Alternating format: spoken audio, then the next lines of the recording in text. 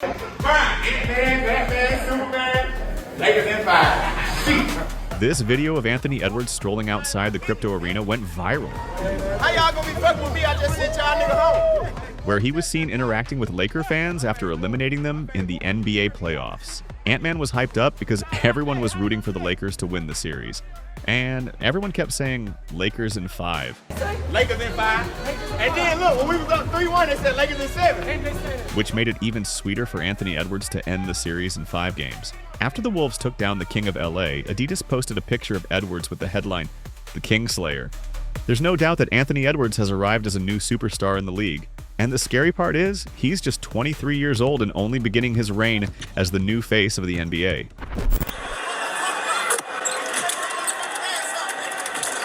Well, have we got a story for you today? We're talking NBA playoffs, specifically an upset that kind of sent shockwaves. Minnesota Timberwolves versus the LA Lakers. Oh yeah, this wasn't just an A upset. This was the number 6 seed Wolves taking down LeBron James, Luka Doncic, and the number 3 seed Lakers in the first round. Wolves in 5. Wolves in 5. Seriously, nobody saw this coming. Nobody. I mean, the Lakers look stacked, right? They bring in Doncic to pair with LeBron. They've got Reeves, Hachimura, Finney Smith, depth, stars, the whole package. The buzz was insane. Totally. The Thunder, a Boost Mobile bundle, WWE Royal Rumble. Lakers in 5.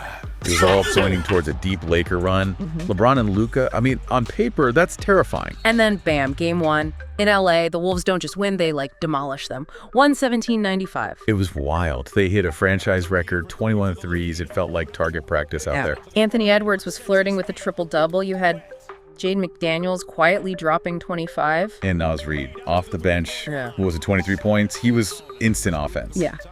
The Lakers looked completely shell-shocked. Luka had a good first quarter, but then nothing. Minnesota just imposed their will. It was a statement. Like, we're not just happy to be here.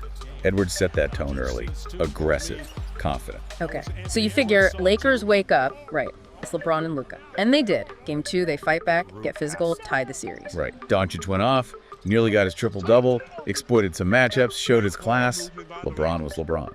But even in that loss, you saw Minnesota's defense, usually so good, kind of struggle with Luka. That felt important, maybe a weak spot. It did. Luka's that good. But it also kind of showed, didn't it, that the Lakers needed that level of brilliance just to get one win against the supposed underdog. Good point. So series shifts to Minnesota, game 3. And this is where Ant-Man really plants his flag. Oh yeah. Wolves take back the lead, 116-104. Edwards was clutch down the stretch. 29 points, 8 boards, 8 assists, 5 threes. The energy in that building must have been electric. You could just feel it shifting. The Wolves weren't intimidated anymore. They were starting to believe, maybe even expect to win. Their bench was killing the Lakers too. Reed again, DiVincenzo hitting shots. It felt like Edwards just decided, okay, this is my series now. His confidence was infectious. Which brings us to game 4. The stuff of legend, potentially. Seriously, if you missed this one, go find the highlights. Edwards, 43 points, 43. Just unreal. 9 rebounds, 6 assists, and they were down by 10 in the 4th. He just dragged them back. The shot making was insane. Contested jumpers, drives, threes. He did everything. And the drama. That late free throw by Edwards, the review, Yeah. it stands. Lakers fans were furious. And you had Magic Johnson, Laker royalty, calling out the coaching, questioning J.J. Redick playing LeBron and Luka the entire second half. Were they gassed? Magic seemed to think so. That says a lot, right? When Magic criticizes Lakers coaching in a playoff game with LeBron, it's a big deal. This game felt like Edwards arriving. Full stop. Absolutely. Defining moment. Yeah. Announcing himself on the biggest stage against the biggest names. So after that, it kind of felt inevitable, didn't it? Game 5 back in LA. Yeah, the air just went out of the Lakers balloon, it seemed. Minnesota closes it out. We don't have the exact score handy, but leading 3-1 after that game 4, momentum was totally on their side. And Edwards, even when they started throwing double teams at him, he was making the right plays, finding teammates, looked like a 10-year vet out there. His growth just within this series was remarkable. That's the scary part. He was learning and adapting on the fly. Let's just pause on Edwards for a sec. Over 30 points per game for the series. His regular season average against the Lakers was, 19? Huge jump. Completely different player in the playoffs. And the swagger, the trash talk. People are throwing around young MJ comparisons. Maybe it's not so crazy. He even got that big fine $50,000 for yelling at the refs defending Gobert. That fine. Yeah, maybe not ideal, but it showed his loyalty, right? Standing up for his guy. Teammates notice that stuff. And the MJ comparison.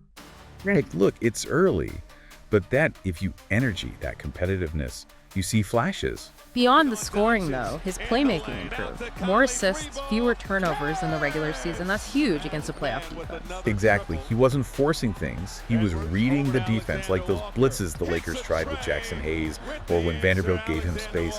He knew how to attack it. And hitting 32% on pull-up threes, that's just deadly. And Luka, after those big games early, kind of faded a bit. Maybe that stomach illness in Game 3 lingered. Could be. And LeBron, scoring 27 in Game 4 is great, but 0 points in the fourth quarter in that game. That's noticeable. Maybe fatigue from Redick playing him so much. Yeah, the small ball lineups Redick liked just got bullied by Minnesota's size. Their defense was locked in. Remember how Minnesota finished the regular season? They were hot, like 17-4 after Randall came back. They were ready. Absolutely. And you got to give credit to Chris Finch, the Wolves coach.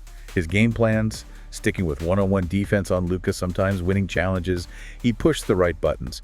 And having the depth to close games with bench guys, huge advantage. It wasn't just Edwards. McDaniels was fantastic on both ends. 25 in Game 1, 30 in Game 3, while often guarding Luka. Randall, too. He gave him that isolation scoring and playmaking they needed after trading Towns. 25 in Game 4. He thrived. Reed, we mentioned, Gobert's presence. It was a real team effort built around their star. Definitely. Strength in numbers. So now the Wolves move on. Could be Steph Curry, Jimmy Butler, and the Warriors next. Edwards played with Curry, LeBron, KD on Team USA. And he's apparently already talking about it, adding more future legends to his playoff hit list. He's already got Durant, Jokic, now LeBron and Luka. That confidence is something else.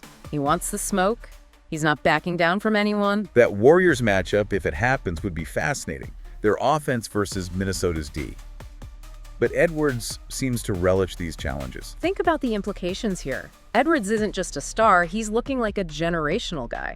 And remember, Dallas apparently asked about trading Doncic for Edwards back in January, and the Wolves said no thanks. Wow. Yeah, that decision looks pretty smart right about now, doesn't it?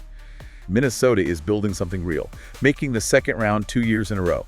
First time ever for the franchise.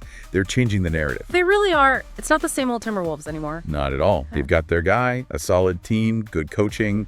This Lakers series proved they belong. So, playing devil's advocate for a second, did we all just, overhype the Lakers? Was the LeBron-Luka fit maybe not as seamless as we assumed? It's a fair question.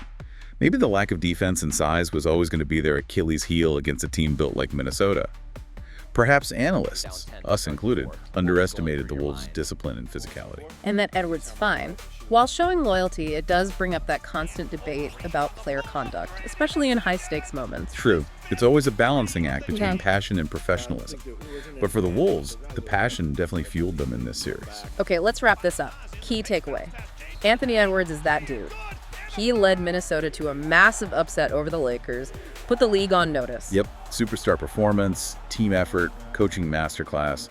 The Timberwolves are for real.